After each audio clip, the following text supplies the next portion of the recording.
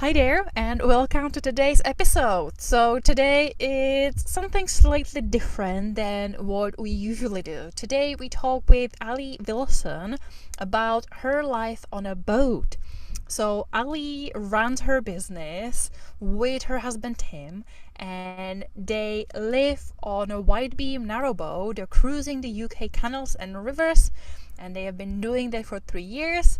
And they have a boat kitty called Fuji, named after the camera, film, and cameras, because both Ali and Tim have background in photography. And we have gone all into boat life. We talked about the pros and cons and adventures and how they started, what they miss, what are the challenges.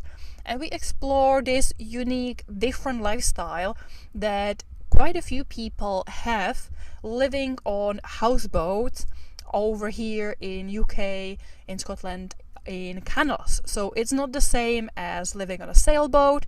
Could be similar, but we talk about the specific challenges and pleasures and adventures that Ali, her husband, and their kitty have been on their wide beam narrowboat cruising the UK. So grab a cuppa, put on your sailor's hat, and let's dive into the conversation.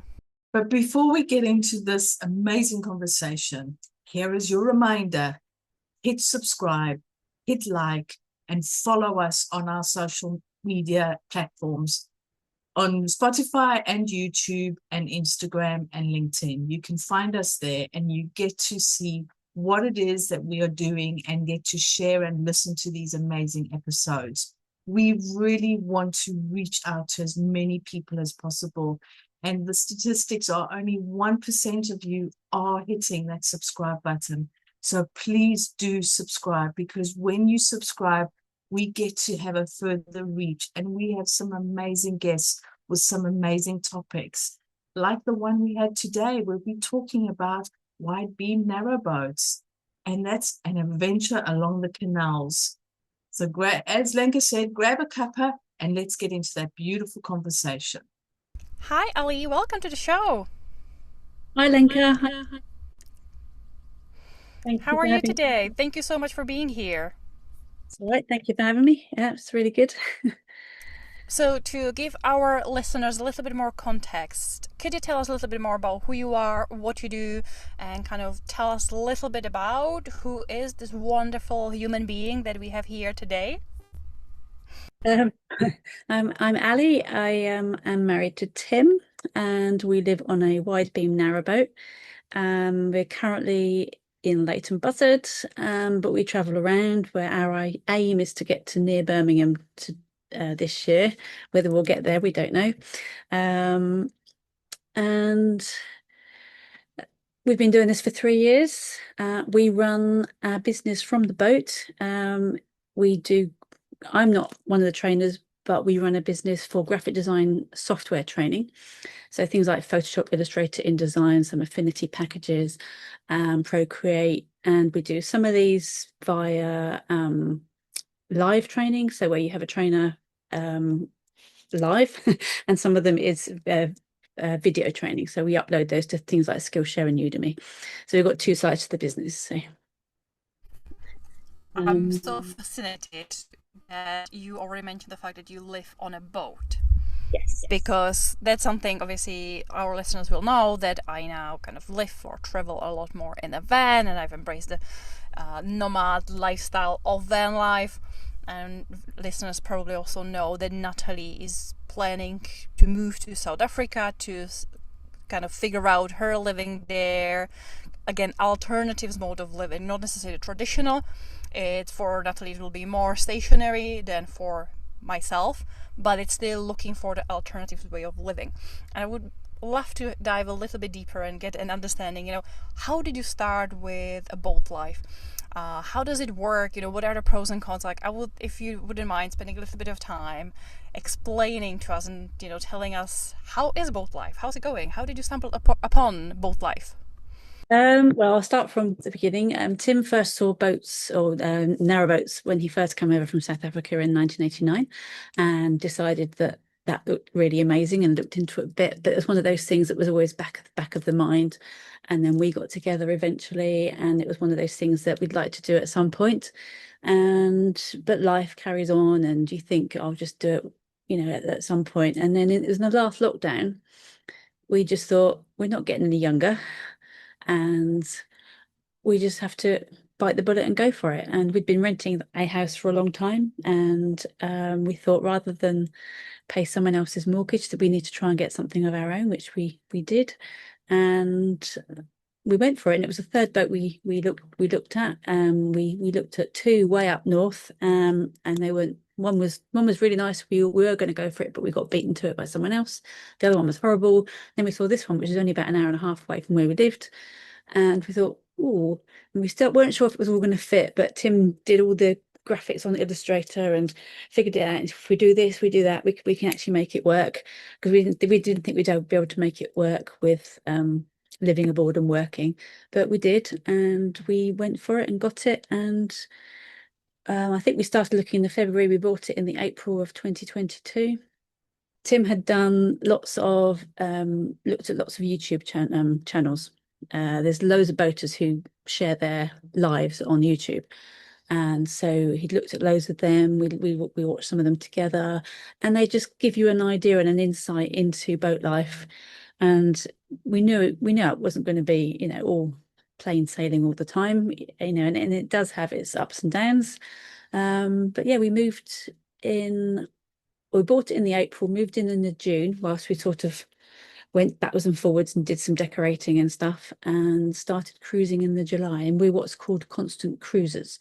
So we don't have a home mooring or anything, and we pay a license fee to the Canal and River Trust, and that means we have to move every 2 weeks.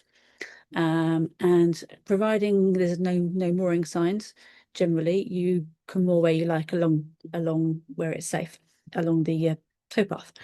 And some places are quite quiet, some places are quite busy. It all depends on time of year, depends on the place. Some places we've been to and we think, no, we don't want to stay here, and we've just moved the day after. And other times it's like, oh, we really want to stay here much longer. I wish we could. And so we've been back to them. So and so it has its ups and downs. I mean, in summer it's wonderful. When the weather's like it is, it does sometimes get quite hot. But we have to kind of get fans moving through the boat, and it keeps the air moving. And if you're shaded under trees, that can help. A lot of people say, isn't it cold in winter? And yes, if we don't have a fire on, then it is, because you're in a metal tube on really cold water. But providing you've got the fire on, sometimes it actually gets really hot and I have to go outside and cool off. So sometimes it's a balancing act of getting the fire at the right level. We have got central heating, although we don't actually use it very much because the fire generally does what we need. But yeah, and so in the summer it's lovely. You can sit out on the roof or outside when it's and you've got a different back garden every couple of weeks. Some are nicer than others. And at the moment we're out looking out onto fields, and there's some lovely houses on one side and fields on the other. When we were in London, we were moored right opposite £7 million houses. So you get to see an insight into other parts you wouldn't normally see. So it's been really eye-opening, and we've been seeing places that when Mum had never visited, and sometimes you get not preconceived ideas, but you just get this idea of, you don't really have an idea of what someone's like, and you actually go to it and think, oh, it's actually quite nice. And the name of somewhere might not actually portray how nice it is, or how horrible it might be. So many questions. Oh my god, it's so exciting. Obviously, I'm in my mind already comparing, van life to boat life and looking at, what are the differences and what are the pros and cons. I can imagine boat life being slower than van life, because with van, pretty much usually the rule is, unless you pay for a caravan site or you pay for being at a campsite. I don't know, I haven't read fully the rules in UK and Scotland, but I've learned in Spain that 2-3 nights maximum at a place. So you move much faster. So 2 weeks at this place sounds really nice. But I'm also thinking, like, the practicalities, electricity, water, waste. How does it work on a boat? Like, what are the systems? And obviously, also, how big is your boat? Like, do you have a 2 bedroom, 3 bedroom? Like, could you describe a little bit more about the practicalities then on a life on a boat? Of what is the size of your boat? You know, how many rooms you have, and then how do you handle, you know, these practical? Because lots of people, if they're thinking about van life, they're thinking of boat life, alternative lifestyles, it is big obstacles to know, and it's a big learning curve to know how to ration your water, how to ration your electricity, how to deal with internet, how to deal with waste. So I would love to learn more about how does it done on a boat. Right, so electricity, we do have solar panels. There are some boaters who don't have solar panels, and there's some other boaters who have them covered in solar panels. And there are some boats that are actually hybrids or even electric, and they rely on getting the sun. But I think in this country, it's very difficult to rely completely on the sun. And in in the winter, we have to run our engine. Some boats have generators as well. We have got a generator, but it stopped working, so we just run our engine. And then the power to the boat is all 12 volt, like it is in a van or a caravan. And it feeds, we've got like a bank of like batteries, which are like car batteries, and they get topped up. Some other boats have lithium batteries, which are stronger and more powerful. So it's a mixture of needing the sunlight and power from the engine if you need to top it up. Or in the winter, we have to run our engine every day. If we need hot water, we have to run our engine, and then we flick on the inverter, which kind of inverts the 12 volt to 240 volt and then lets the water heat up. Also, if we want to plug in anything into the wall, then we have to use the engine and put the inverter on. We don't, when it's bright sunlight, we don't actually have to put the engine on. And different boats have different systems. I mean, some people's inverters take less power, so they don't always need to use the engine. So it's a whole minefield. So that's the power. We've also got a battery pack, which we amazingly won shortly after being on the boat, and it's called a Jackery, which is fantastic. And it's, you charge it, and it's like this size. It's quite heavy, but it takes 1,000 watts. So we can plug in our laptops, our phones, and a few other bits and pieces, providing they're not over 1,000 watts. And that will keep us going for a little while, especially when we haven't got power coming through the boat. Water, we along the way, part of our license fee, it is included water. So along the canals there are water. Sometimes they're quite close together, and other times you can go for a few miles without seeing one. And then some work, some don't. some are like dribbles, and some are really powerful. So it's you kind of, depending, if you know the area, you get to know which ones are good, which ones aren't. There was one place in London we actually had to give up because it was such a dribble, and then others go really quickly. So for us, it takes generally around about an hour to fill up our tank. We've got about 1,000 litres. Some other boats only have about 400.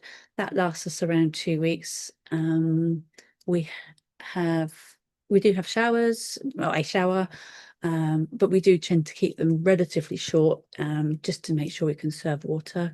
We have got a washing machine, which in the summer we use, because we can just pop them into the front of the boat in the washing, and then it dries in there. Whereas in the winter, it just wouldn't dry and it stays damp. So we just go to a laundrette, which is expensive, but it's one of those things you have to do. What else was there? Oh, waste. There are yeah, you can't talk to a boater without talking about toilets. So there are 3 different systems. One's called a pump out, which is where you have a tank, which you have like a flushing toilet, and everything goes into this tank, and then when it's full, you get what's called a pump out. And then along the way, along the towpath, there are places that have pump out facilities, and you pay, I think it's around about 20-30 pound a pump out, so it can get quite pricey. So that's one thing. And when we first moved on, we did actually have a pump out, but we hated it. So it smelt a bit. There was always a bit of a smell around, and it was horrible. So we didn't like that. And we decided to get a compost. toilet, so we use that now, which is where you have like a separator. So you have one for solids, one for liquids, and then you can deal with that in various ways. And then the other option is a cassette, which is kind of very old-fashioned L-sound system where everything goes into a pot, into one thing, and then there's things along the towpath where you can empty that. So that's that. So have I answered? Yeah, it sounds very similar, as I said, to my experience van life, but at the same time, you have probably bigger space. So, what is the size of the boat? What is the length, room? You know, how many bedrooms? How many rooms? What is the layout of the boat? Our particular boat is 50 by 10 foot. We're what's called a wide beam. Wide beams generally go up to about 14 foot, I think. Anything over, I think it's 6'8", is classed as a wide beam. We're called wide beam narrowboats, which is a bit confusing. Narrowboats are, I think 6'6" or 6'8", I can't remember. And then we are 50 foot. I think the maximum is 72, and that's the maximum I think that the locks can handle is the 72 foot. So if you're a narrowboat, you can actually get two in a wide lock. Whereas with us, we can only get one of us in a wide lock. And then there are different canals where we can't go, which only cater for narrowboats. So narrowboats can go up as far as I think the Lake District, whereas we can only go up as far as outside Birmingham. And we can go as far as Bristol. And then to get onto any other systems, we'd have to get taken out of the water, which is a whole issue. It's quite expensive to do. So you have to be serious about doing it and make sure you want to do it for a few years. So space-wise, we've got, as you go in, we've got a kitchen, which is quite small. And I'm constantly swearing at it. We do need a new kitchen. And then you've got a bathroom, and then you've got a lounge, which we've got a sofa bed in. So if we have people to stay with, they can stay on there. And then we have like a sliding door and then our bedroom. So if we have people to stay, it's quite cozy. You are only separated by a sliding door. And then you've got what's called the bow, which at the moment is covered by canvas. But at some point when we have the money, we want to get it all fabricated into a proper room where it's all steel and insulated. At the moment, it's like a canvas cover, and you wouldn't be able to sleep it in the winter. But whereas when it's insulated and everything, we'd have a full-blown extra room stroke office. Because at the moment, we'll both work in the lounge and the bedroom for work. So. And I presume then internet is similar to what I have. You have data. Do you have Starlink? Do you have any kind of a satellite? Do you have any connections? How do you stay connected to work, to, be able to deliver trainings and be on Zoom calls? We have a data router. When we first got it, we actually had one particular SIM card. It looks like a normal router, and it just takes a SIM card. When we first got it, we tried one particular company, and it was dire, and we couldn't get any signal, and then swapped to another one, and it was fine. And then we've found with some of the groups we're on, like Facebook and stuff, with other boaters, that certain areas, like further up north, 3 is really good, and down here it's EE is better. Some people use Starlink, but I know Starlink can be difficult because if you're under covered trees, then you can have issues with that. So for us, we have got an aerial as well, which with Tim's kind of done a thing onto the roof, and we've actually got quite a tall aerial to make sure it kind of picks up. But one of the first things we do when we move somewhere is actually have to speed check, make sure the internet's good. Otherwise, we have to move. Yeah, I know the pain. I know the pain of, going to place, parking, setting up, and then be like, wait a minute, there's no data. Okay, let me plug in Starlink. With car, it's easier. I can position the van and I can drive out. You don't tend to. And that's what I love, these little nuances and differences then between my experience of van life and then learning about boat life, where you have, compared to living in a traditional house, you have the freedom, you have the movement, but it's interesting that you have the very limited restrictions of certain canals that you have to go through, that you have to fit with your size, and you cannot just then go onto the wide sea and just leave the canal and go to your boat. Is not a sailboat. Your boat is not the boat that you would take out to the open ocean, where we can then obviously have a very different conversation with people who live on sailboats, who do boat life on a very different kind of a boat that are on the open seas, where now we're talking about you live on a still flexible route, but you have limitations compared to obviously in a car. We can, like van lifers, we can go pretty much anywhere where there is a decent surface that will not make us stuck. After school or at weekends, sometimes the internet can go down, because I think there's a lot of kids or on PlayStations and things like that can, or watching Netflix or whatever, can actually make the power or the signal go down a bit. So yeah, it's annoying sometimes.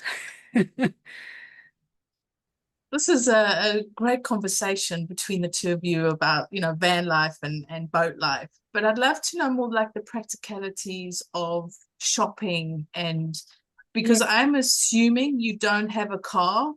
So then it's, how do you get your shopping? How do you get things that you need to go and get? And do you always make sure that you parked or berthed somewhere close where there are shops? Or how do you get groceries? Just the basics like groceries. That is a great question. We do actually have a car. Not all boaters do, but we've decided to keep one, especially for we've got family that we want to be able to get to easily. So we've kept our car. Most canals run very nearby a train station. We've also got excuse me. We've also got bikes. So depending how far we've moved, we'll either train, walk, or cycle back to the car. And we've got a thing on the bike thing on the car, which we can put on and then drive back. We have very often we'll have a look before we move somewhere and just see where there's parking, because some places are dreadful. They're all restricted parking. Other places, we might be right near our car. Others we can be like 10-minute walk. In London, we were about an hour's walk away because there's nowhere in London to park. So we had to park a long way away, and ended up getting a ticket. And so, so that's the parking thing. We did buy a trolley. It's just, there's different sorts. We bought one, and we've got some boxes. So if we need to travel, walk somewhere a fair distance and have a lot of shopping, we can just take a trolley. There are actually some shops, some like Tesco's or Sainsbury's, actually have moorings outside. So there's literally down the road in Leighton Buzzard, there's 2-hour moorings outside where you can actually moor up, go shopping, and then just load it straight onto the boat, which is great for when you want to a really, really big shop, because you can just get lots of things and just do a really good stock up. And so that's what we did the other day. I did a huge stock up of lots of cans and stuff, and make sure we've got a good stock in. And then I've only got to top up with the fresh stuff. Otherwise we just walk back, get shopping where we need it and walk back. The other thing is you can also get deliveries, providing you're not too far a walk from somewhere. You can you do your normal shopping online, but you put someone else's address or a landmark or a pub or something like that, providing it allows you to do that, because sometimes it's saying you can't deliver to here, but sometimes most places will just let you put, and then in the text you say, do not deliver to this address, we are on a boat, please call when you're leaving your last place, and then we'll come and meet you. And sometimes it actually some drivers have actually delivered right to the boat, because they say, oh, your trolley's better than mine, sorry, my trolley's better than yours, I'll deliver for you. And others, you just don't unload it all into your boxes. So that's really helpful, being able to do that. So that's the shopping thing. So what do you, when you're traveling, how do you have to like move the boat and then go and fetch your car, or does one drive a boat and the other one drive the car to where you're going? No, we always move the boat first, and we might even leave the car there a couple of days while we get settled, depending on how far away it is, how easy it is, how tired we are. and then one of us will go back and get the car, either walking, cycling, or going on the train, or a mixture of cycle and train. So With the boat being big and quite big, do you have to have two people driving the boat, or is it possible to drive the boat with just one person? some boaters manage it alone, and I think narrowboats are easier to manage on your own. I wouldn't feel comfortable driving the boat on my own. Driving it, yes, but when you got to moor up and everything else and keep it held in and put in pins, it's just, yeah, and it's easier, especially if you've got like a narrow bit coming up, to have someone saying, oh, you need to move over a bit here, there. So it's easier having two people. And I would always rather be, having at least one other person on the boat if I'm driving it. So yeah. And also, especially doing locks, because if you've got locks, one person can just pull the boat in whilst the other one goes and starts the lock, opens it, then the other one drives through. Whereas if you're on your own, you've got to moor it up, go and do the lock, go back, drive through, climb out the lock. If or it's such a faff. If you're a single boater, I don't know how solo boaters do it, but they do. Lots of solo boaters do it, and they love it. So generally, so. But I think if that was me, I would struggle being a solo boater. Being a boater, it's definitely a totally different mindset and a shift to living in a house. And I think even maybe different from van living, because you've almost got to plan stuff. There's no whereas in a house, I'll just nip down to Tesco's, or everything is stationary, it's solid. You sort of know where you are day in, day out, year in, year out, because the house doesn't move. Yeah, exactly. But this, you're having to think about water, you're having to think about, emptying you're dealing with the compost toilets, you're thinking about where your car is parked. How did you manage to shift that mindset? Because you can think about it before you're on the boat, but thinking about it and the realities are often quite different. So what helped you to shift from landlubber to on a boat? It was a I think we both adapted quite quickly, because you just know you have to get on with it.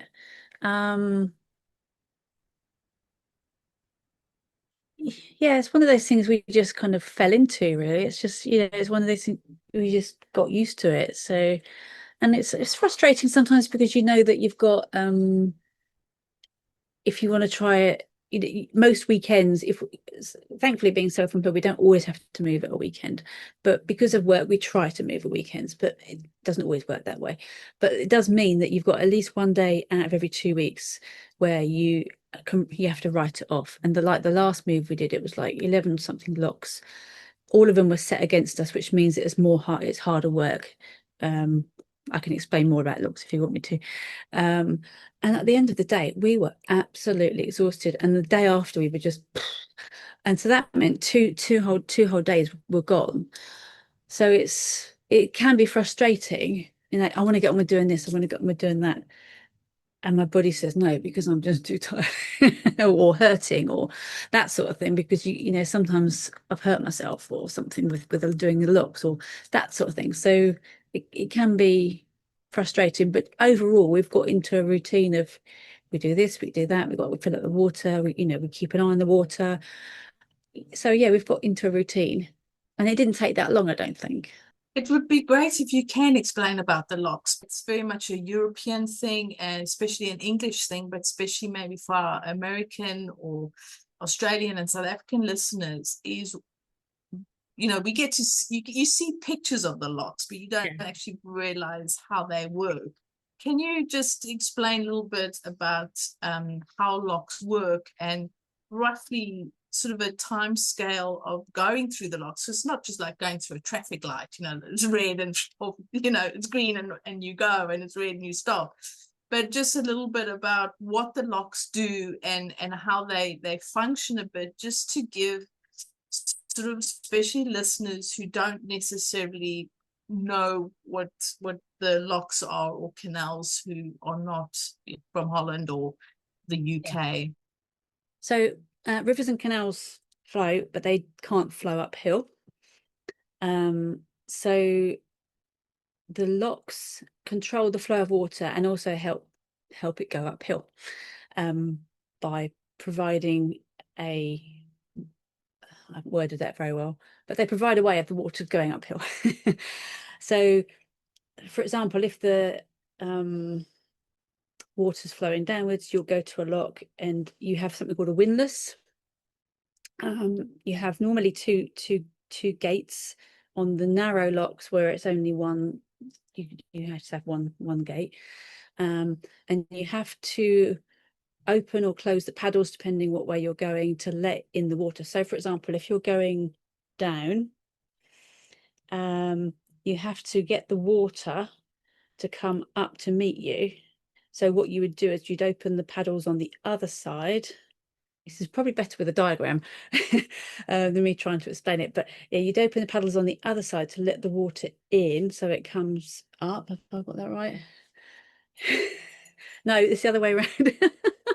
So if you're going down, then you need to let water in to fill that up. That makes better sense, doesn't it? Yeah. It's when I'm trying to do it without a diagram. That means so, and then once it's level, then you can open those gates. You go into the lock, close the gates, and then you let the water out at the other end, which lets you go down to meet the water at the other end, open those gates, and then you go through. Sometimes the locks are very hard to do. Sometimes they're very easy. Other times it could take two people to do it, which can end up with you feeling quite sore at the end of the day. And sometimes the gates take a lot of work to open. There was one particular one last year. It took 3 of us to open a gate. Thankfully, there was another boat behind us, and it took 3 of us to open it because it was just there were issues with water flow, and it can affect all sorts of things. And at the moment, there's water shortages, and actually, every time water goes through a lock, it can actually affect the water in another, what they call pounds. So every part between locks is called a pound. And there's sort of water shortages at the moment, and so there are the people in the CRT have got volunteers. They're actually shutting locks and only letting them open at certain times to let people through, assisted, to actually help save water. Most locks are oh yeah, if I'd explain the other way around, so if you're going upwards, uphill, then you would more up, you would open okay, I can't do it in my head.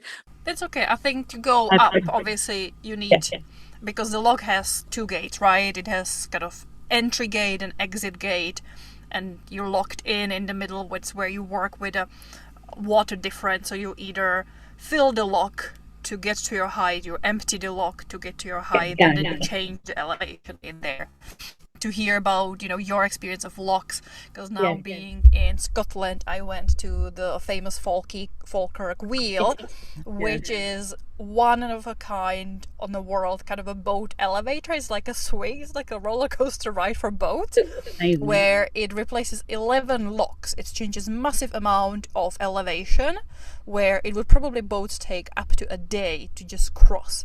And again, the use of boats, if how big the lock is, you said maybe narrow boats, 2 boats, but then you cannot have one board going up and one down, where this one, it takes about 5 minutes to change up, and it is very energy efficient. So obviously the wheel is engineering, it's powered, but it takes, I think they said, about 8 kettles, like boiling 8 kettles worth of tea to power one shift, which is for a massive piece of engineering that it's so fascinating to watch. And it's similar style, like you arrive at the top, you get into this little lock, and then it spins you around and you land down there, which the massive elevation gain. It's so interesting to watch. So it, for me, was very appreciation of the lock system, learning about the difficulties of changing elevations and going on a boat beyond, what do you say, the pound?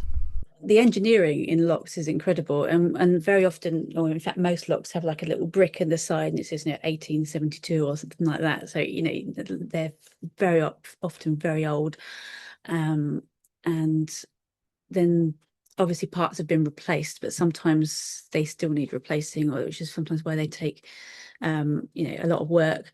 When I said things about them being against, not in your favor, so when you go through a lock, if the gate, if say you're going through and you need to go straight through, if the water's already up to your level, that's in your favor, and you can just open the gates. So you might need to open the paddle a little bit. You can just open the gates. Whereas if they're not in your favor, you've got to, let all the water in or out, depending what way you're going, wait for it. And it's just it can be a lot of extra work.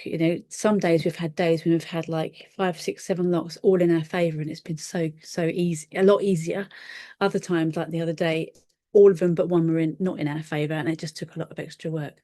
Some locks can take 10 minutes, others can take like 45. It depends on some have got problems with leakages and things like that. So sometimes you've got water going out the other end when it's being filled up, so it takes a lot longer. And one more thing I know about you and that we have in common is that you have a cat on the boat. So tell me a little bit about your little sailor. How is she handling it? Do you already have a cat, and how did they adapt, or did the cat just somehow walked on? Like, tell me about your kitty cat. He's just being brought over. Hello, my little one. I'm gonna say hello. This is Fuji, named after the camera film, because we've both got a photographic background, so he wanted something photographic. He's a bit sleepy. We got him at 5 months old. He's now nearly 3. We'd both had cats in a previous life, but we had never had one together. We'd always rented together, so we'd never always been in a house that we could never have pets. And we always said when we have our own place, we want to get a cat. So when we've been on the boat 8, 9, 10 months or something, we thought, let's start looking. So we looked and we found him, and we do keep him indoors most of the time. We let him outside on a lead on the back of the boat. We used to take him for walks, but he injured a paw recently, and he's been better behaved since. We haven't let him out for walks, but he just goes out onto the back. And he'll sit and watch the swans and the ducks and all that sort of thing. He loves doing that. He's been in a few times. There was one he used to originally, when we first got him, he used to just walk around the top of the boat when we were moving.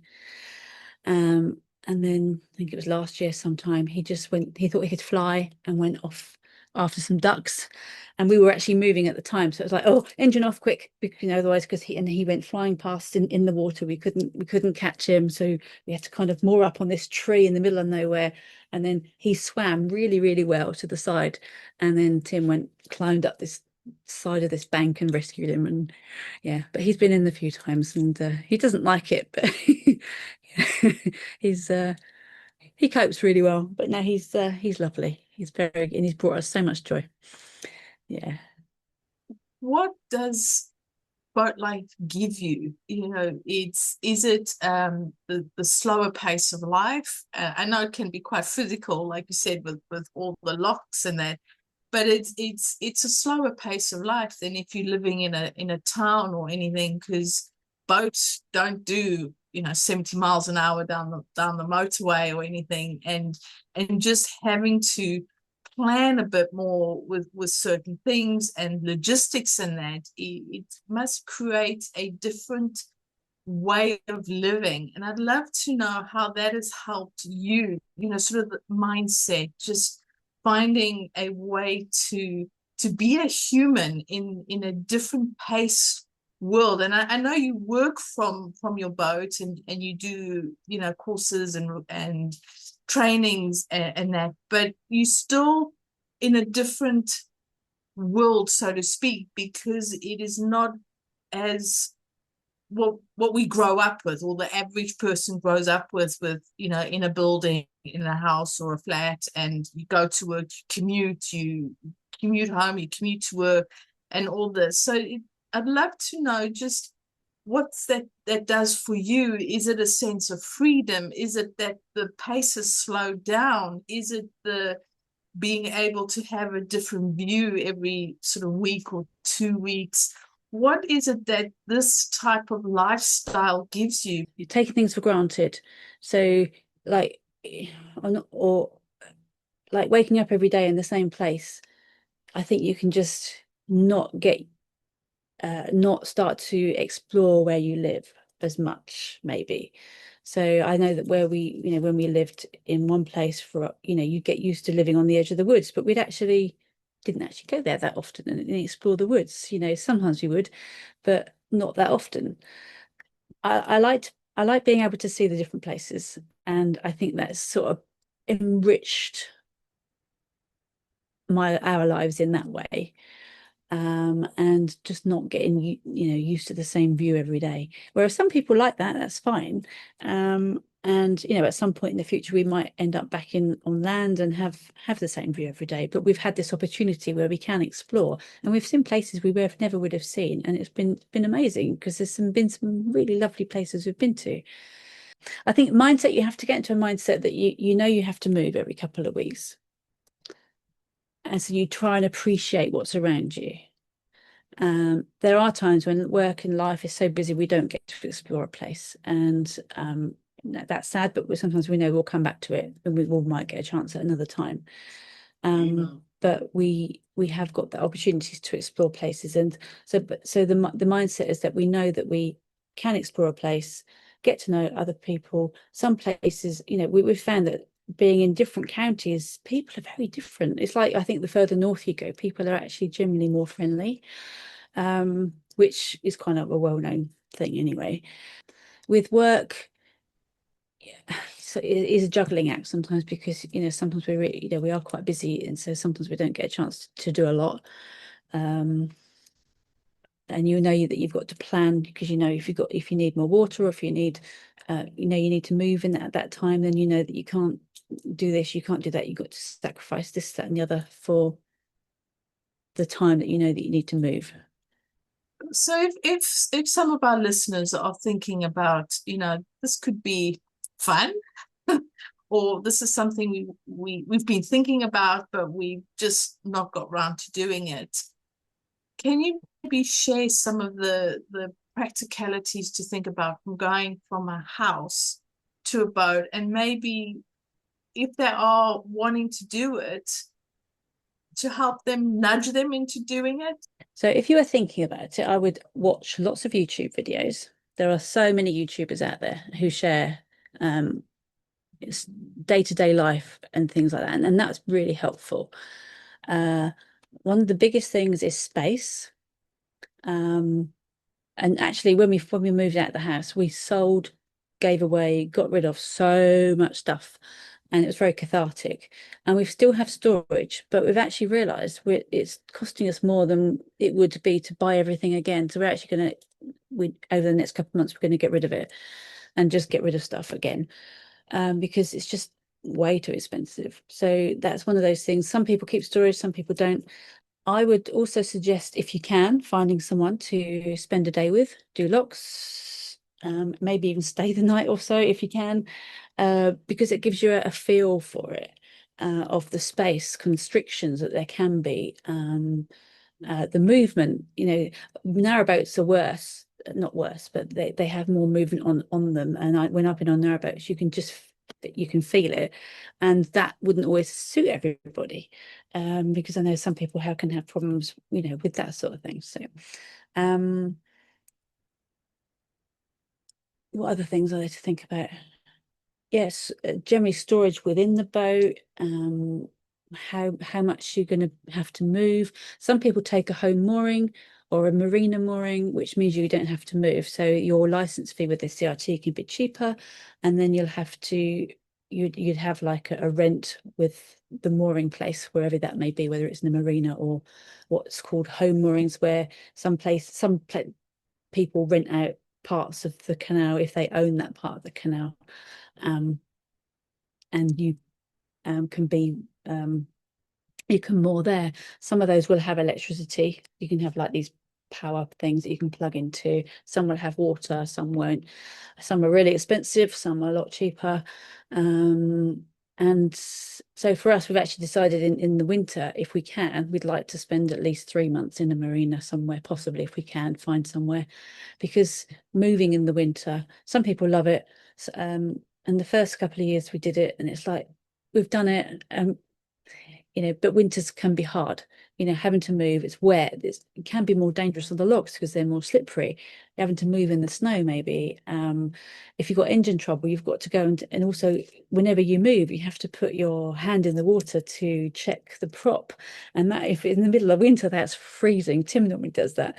And so there's all these sort of things to think about. And then, that thankfully Tim has a little bit of knowledge about engines, so he's been able to sort a lot of the engine stuff out, and knows all about that and all about the electrics and stuff. So but having some sort of knowledge of 12-volt systems and things like that would be handy.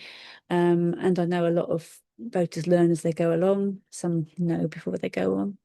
So yeah, there's a lot to think about. So it's one of those things that it'd be we didn't experience it before we went on, but I don't regret that. It's fine, but other people might do it and then regret it. So just educating yourself. Well, you can always go and rent a boat. You will have houseboats, and you will have options on Airbnb. You will have houseboats. Different canal companies will have their own narrowboat, different kinds of boats. So go around, shop around. I did the same. I rented a van for a week before I went and bought my van to be like, can I get myself into driving a bigger vehicle? Is the space going to be big enough? Will I feel okay? Will the cat feel okay? Like, how will the cat handle? Back then I did already have the cat, so I was like, he's coming with me. Is he willing? Like, how will he handle it? So there's always an option of, try before you buy, go and explore. And it sounds like a fun holiday, sounds like a fun experience no matter what, to explore and try different different setups, different options before then deciding what it is that you want to buy. Hire boats was they're kind of our nemesis really, because some of them come racing past and it makes the boat go like this. You go, slow down. But yeah, they are there's loads of hire boat companies. You can do a day, you can do a week, so there's loads of options to try that as well. Yeah, rentals are always a pain for the people doing it long term. The same, like now in Scotland, seeing the amount of rentals who want to do NC500, kind of a Scottish Highland route, in a week, in 10 days. And you can, but then you just drive and drive and drive, and you everywhere, and you're rushing, and there's lots of single track narrow roads, and then you have a motorhome after motorhome with inexperienced drivers just pushing the speed. So I understand that on the river, on the canal with the rentals, it could be very similar. So yeah, be respectful when you're trying out and renting out. Just take your time, don't rush, and don't bother the people who actually live like that. There are other boaters who not race, but they could go a bit too fast. So, and it's all about displacements of water, and it can make you move quite a bit, and it's annoying. Yeah.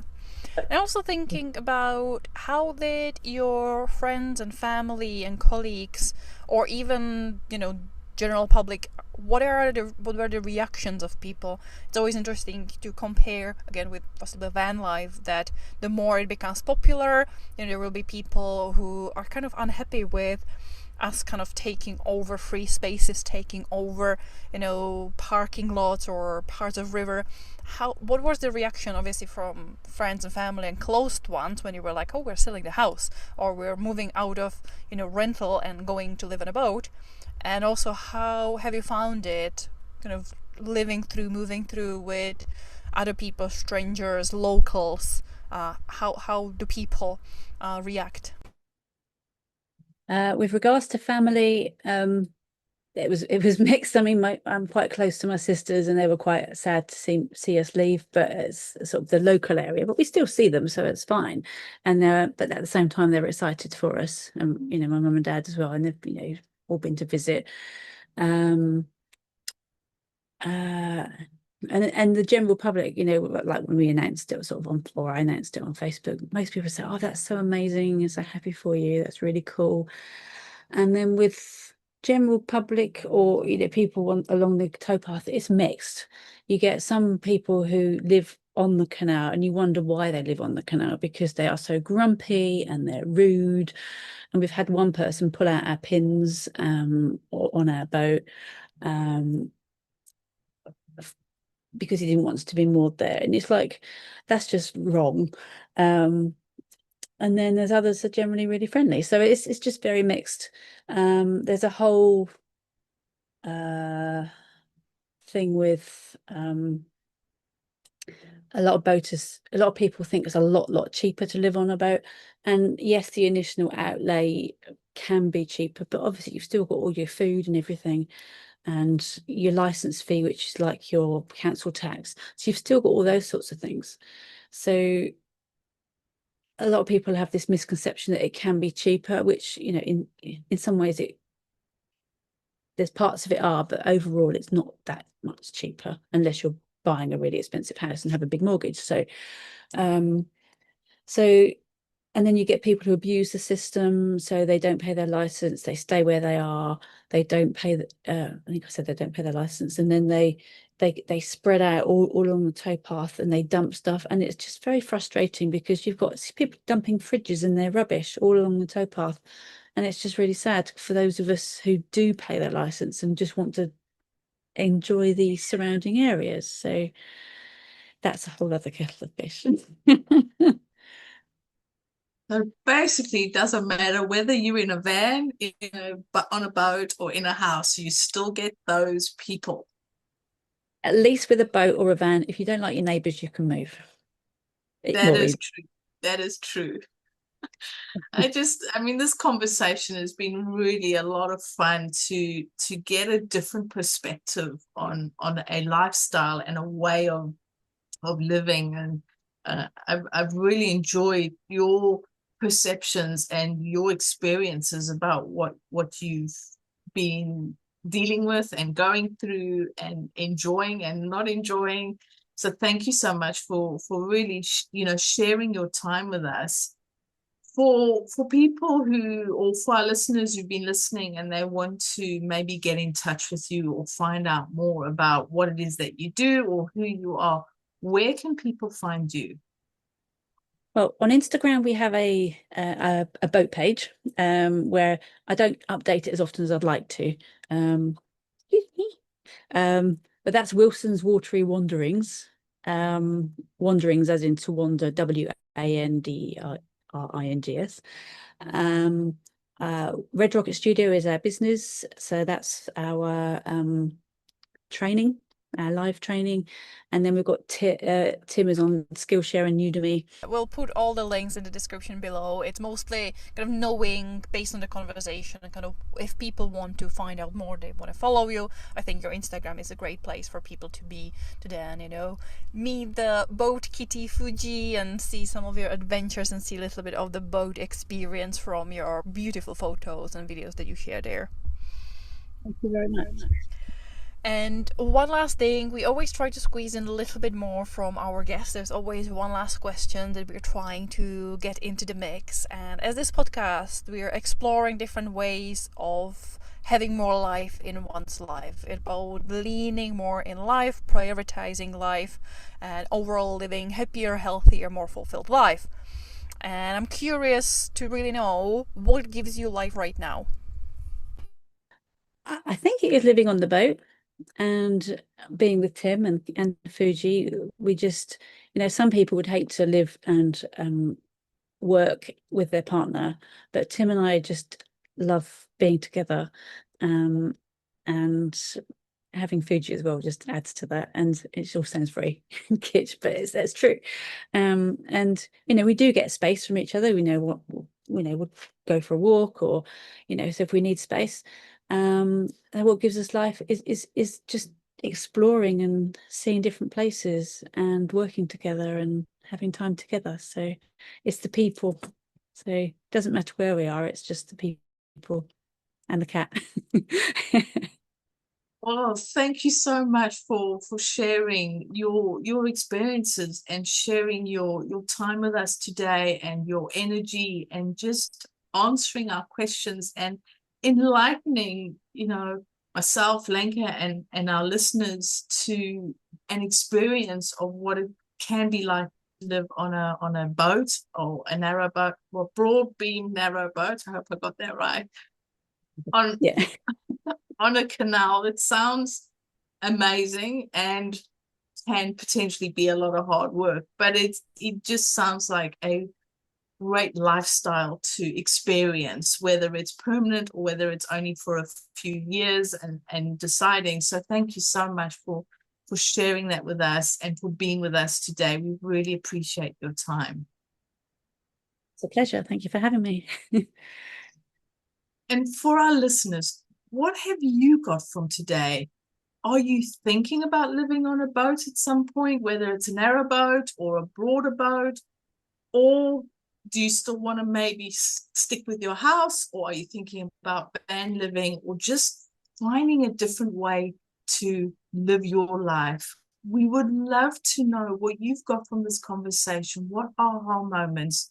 Or has this conversation made you think, maybe a boat's not the way we want to go? Or maybe you're thinking, where can I hire one for a weekend or a week and really experience it? We would love to know your thoughts. And until next time, we'll talk to you soon. Bye.